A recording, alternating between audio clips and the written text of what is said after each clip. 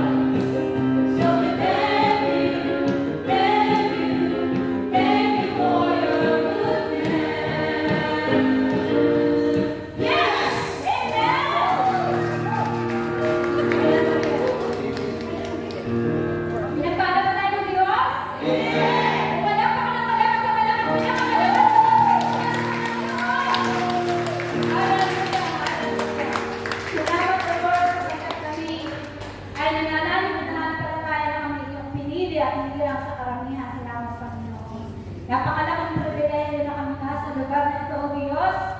Nagtatrabaho sa bansang ito, Panginoon, at higit sa lahat, naglilingkod sa iyo, Panginoon. Salamat po, Lord. Patuloy kami nagbabalik ng walang hanggang papuri at parangal sapagkat lagi mo pong ipinaparanas sa amin na ikaw ang Diyos na hindi nagkukulang, hindi nagpapabaya, at kailanman ay hindi nang iiwan sa bawat isa sa amin. Alam niyo, patuloy tayo ng umawit sa Diyos na bungay, sa Diyos na mabuti, sa Diyos na kadakila, sa Diyos na walang kabantay.